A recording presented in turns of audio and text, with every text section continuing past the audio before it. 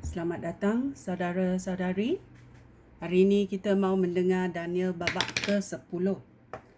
Penglihatan Daniel di teping sungai Tigris.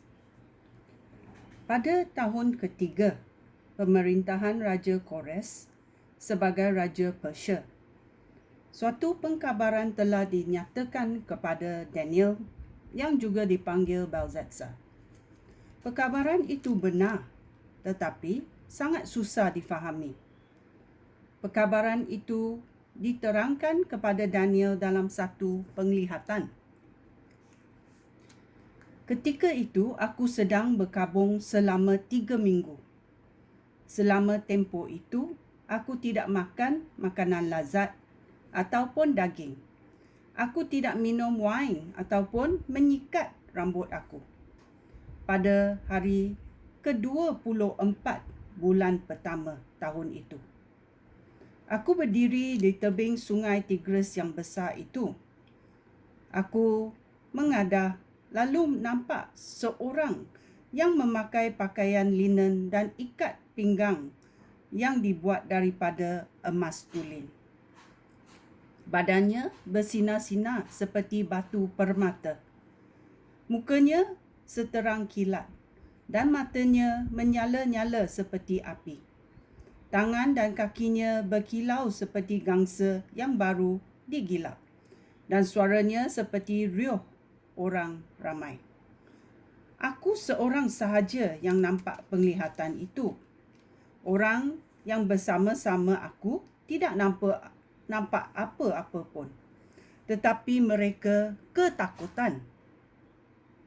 Mereka lari dan menyembunyikan diri. Aku tertinggal seorang diri dan memperhatikan penglihatan yang menakjubkan itu. Aku tidak berdaya lagi dan muka aku menjadi pucat, pasi. Apabila aku mendengar suaranya, aku jatuh tertiarap di tanah dan tidak sedar. Kemudian, ada tangan yang memegang aku dan menolong aku bangun sambil bertumpu pada lutut dan tangan. Malaikat itu berkata kepada aku, "Hai Daniel, Allah mengasihi engkau.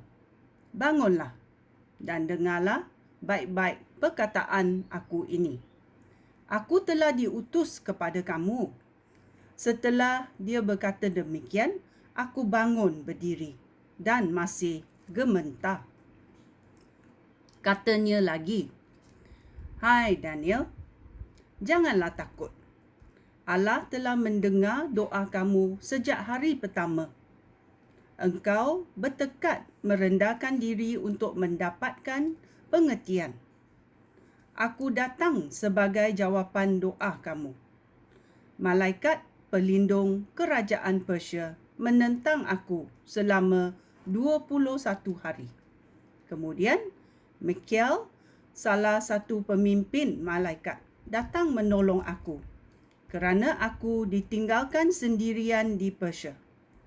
Sekarang, aku datang untuk membolehkan engkau memahami hal yang akan berlaku kepada bangsa kamu. Penglihatan itu tentang masa depan."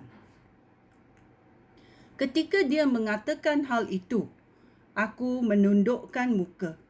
Aku terpegun. Kemudian malaikat yang rupanya seperti manusia itu menghulurkan tangannya dan menyentuh bibir aku. Aku berkata kepadanya, "Tuan, penglihatan ini membuat saya sangat lemah, sehingga saya tidak berhenti-henti gementar. Saya seperti seorang hamba yang menghadap tuannya. Bagaimanakah saya dapat bercakap dengan tuan? Saya tidak berdaya lagi dan nafas saya sesak." Sekali lagi dia menyentuh aku dan aku merasa lebih kuat. Katanya, "Allah mengasihi engkau. Oleh itu, janganlah takut dan janganlah cemas tentang apa-apa." Setelah dia berkata demikian, aku bertambah kuat Lalu aku berkata, "Tuan, sila bercakap. Tuan telah menguatkan aku." Katanya lagi, "Tahukah engkau mengapa aku datang kepada kamu? Aku datang untuk mengatakan kandungan kitab kebenaran kepada kamu. Sekarang, aku mesti pulang dan melawan malaikat pelindung Persia. Selepas itu, malaikat pelindung kerajaan Yunani pula akan muncul. Dan tiada sesiapa akan menolong aku kecuali Mikael, malaikat pelindung Israel." Ya. Ini adalah penglihatan Daniel di tebing sungai Tigris. Penglihatannya sungguh menakjubkan. Sampai dia gementah dan orang yang bersama-sama dia tidak nampak apa-apa, tetapi mereka ketakutan. Ya. Ini adalah Daniel babak ke-10. Sekian, terima kasih, Shalom.